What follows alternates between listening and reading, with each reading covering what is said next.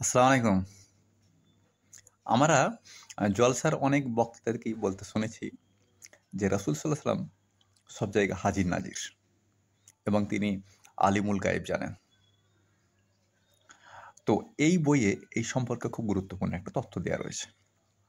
বইটার নাম হচ্ছে আদ-দাওয়া। এর লেখকের নাম হচ্ছে সাইফুদ্দিন সিদ্দিকী আল কুরাইশি। তার পরিচয়টা উপরে এভাবে দেয়া রয়েছে। মুজাদ্দিদে জামান ফুরফুরা শরীফের আলা হযরত আবু বকর সিদ্দিক রহমতুল্লাহ আলাইহির পৌত্রগণের মধ্যে, পৌত্র মানে নাতি আর পুত্র মানে ছেলে। তো নাতিগণের মধ্যে সর্ববয়োজ্যেষ্ঠ ও বংশের মুরব্বী পীর সাইফুল হাদিস আল্লামা সাইফুদ্দিন সিদ্দিকী আল কুরাইশি। দেখুন তিনি এই সম্পর্কে কি বলছেন তার বইয়েতে।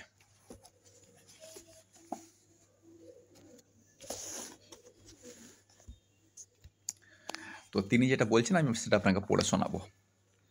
তিনি এখানে হেডলাইন করেছেন যে রাসূল করিম সাল্লাল্লাহু আলাইহি সাল্লাম হাজির নাজির ও আলিমুল গাইব আকিদার বিষয়ে কিছু কথা। তিনি বলছেন এই সিলসিলা মানে দাদা হুজুর সিলসিলা বা ফুরফুরা সিলসিলা, এই সিলসিলা রাসূল করিম সাল্লাল্লাহু আলাইহি সাল্লামকে সর্বাবস্থায় হাজির নাজির জানা এবং তাকে আলিমুল গাইব বিশ্বাস করাকে শিরক মনে করে। তিনি বলছেন যে যে বলবে রাসূল সাল্লাল্লাহু আলাইহি ওয়াসাল্লাম হাজির নাজির এবং তিনি আলিমুল গাইব জানেন, এই কথাটাই শিরক। ফুরফুরা সিলসিলা এই বিশ্বাসকে শিরক বলে মনে করে। তিনি আবার বলছেন তেমনিভাবে মিলাদ শরীফের মাহফিলে রাসূল সাল্লাল্লাহু আলাইহি ওয়াসাল্লাম হাজির হন এই রকম বিশ্বাস রাখাকে ভ্রান্ত বলে মনে করে। মানে ফুরফুরা সিলসিলা এই ধরনের বিশ্বাসকে ভ্রান্ত মনে করে যে মিলাদ কিয়ামের মাহফিলে রাসূল সাল্লাল্লাহু আলাইহি ওয়াসাল্লাম হাজির হন। তারপর কি বলছেন দেখুন। তিনি বলছেন তবে তবে এই সিলসিলা মানে এই সিলসিলা বা ফুরফুরা সিলসিলা ও সর্বকালের মুহাক্কিকিন উলেমায়ে কেরাম রাসূল সাল্লাল্লাহু আলাইহি ওয়াসাল্লামের ইমকানে হুজুরিতে বিশ্বাসী। এখন ইমকানে হুজুরি কাকে বলে এরপরে সেটা বলা হচ্ছে, অর্থাৎ আল্লাহর ইচ্ছায় সৃষ্টি জগতের যে কোনো স্থানে বা একই স্থানে একই সময়ে বিভিন্ন স্থানে রাসূল সাল্লাল্লাহু আলাইহি ওয়াসাল্লাম উপস্থিত হতে পারেন। এটা আল্লাহর ইচ্ছাই হতে পারেন। আল্লাহ যদি ইচ্ছা করেন তো তাকে বিভিন্ন স্থানে হাজির নাজির করাতে পারেন বা একই সময়ে বিভিন্ন স্থানে হাজির করাতে পারেন। এটা আল্লাহ চাইলে করাতে পারেন।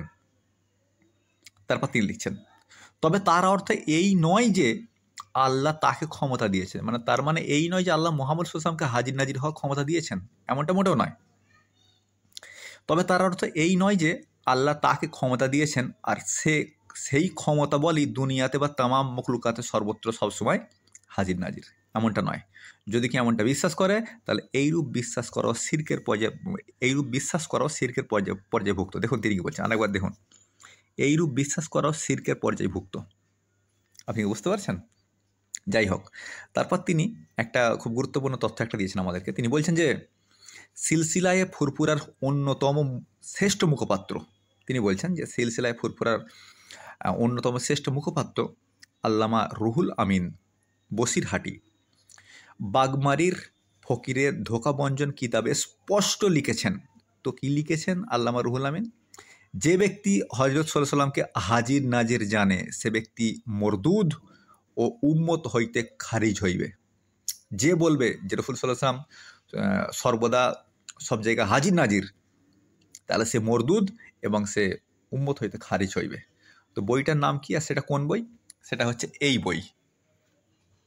এই বইটার নাম হচ্ছে বাগমারির ফকিরের ধোঁকাবঞ্জন। লেখকের নাম দেখতে পাচ্ছেন হযরত আল্লামা রুহুল আমিন রহমতুল্লাহ আলাইহি। যাই হোক, তারপর দেখুন তিনি কি বলছেন। তারপর তিনি বলছেন অনুরূপভাবে রাসূল সাল্লাল্লাহু আলাইহি ওয়াসাল্লামকে আলিমুল গায়ব বলাও শিরকের অন্তর্ভুক্ত। রাসূল সাল্লাল্লাহু আলাইহি ওয়াসাল্লাম আলিমুল গায়ব নন, তিনি গায়েবের জ্ঞান রাখেন না। তবে আমি আপনাকে একটু বলে দিচ্ছি, তবে আল্লাহ তাকে গায়েব সম্পর্কে জানিয়েছেন। এই সম্পর্কে কোরআনে কমপক্ষে দুটো আয়াত রয়েছে খুবই সুস্পষ্ট।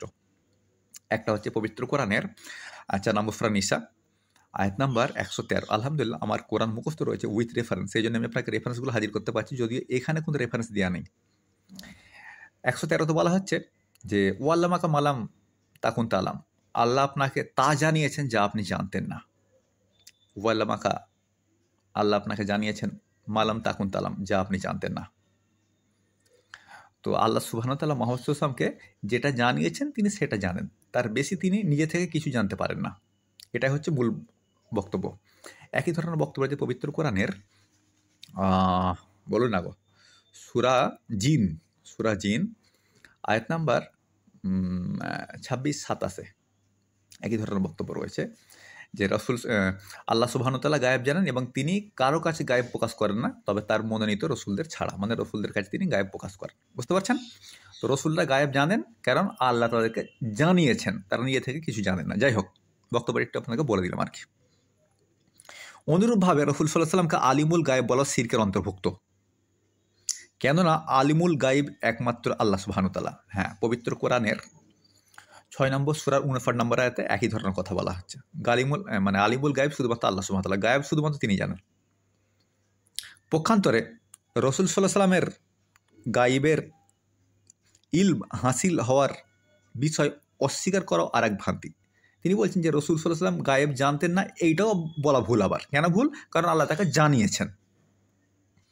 এক্ষেত্রে মুজাদ্দিদে জামানের ওসিয়ত পরিপূর্ণ সত্য এবং ইফরাত তাফরিত মুক্ত। ইফরাত অর্থ যার মর্যাদা যা, তা থেকে তার মর্যাদা বাড়িয়ে দেয়া, এবং তাফরিত অর্থ কমিয়ে দেয়া। তারপর বলা হচ্ছে যে তিনি তার 33 নম্বর ওফিয়াতে লিখেছেন, মানে দাদা হুজুর তার 33 নম্বর ওফিয়াতে লিখেছেন। তো কী লিখেছেন তিনি? এখানে বলা হচ্ছে, দেখুন কি বলা হচ্ছে। এখানে দাদা হুজুর লিখেছেন যে এলমে গায়েব আল্লাহ তাআলা নবী সাল্লাল্লাহু আলাইহি ওয়াসাল্লামকে যতদূর জানিয়েছেন তিনি ততদূর জানেন, যেটা আমি আপনাদেরকে বললাম, যেটার উল্লেখ রয়েছে পবিত্র কোরআনের সূরা নিসা 4 নম্বর সূরা আয়াত নম্বর 113 এবং 72 নম্বর সূরা জিন আয়াত নম্বর 26 এবং 27 মনে হয় সম্ভবত। যাই হোক, তো বলছেন যে রাসূল সাল্লাল্লাহু আলাইহি ওয়াসাল্লামকে যতদূর জানিয়েছেন তিনি ততদূর জানেন।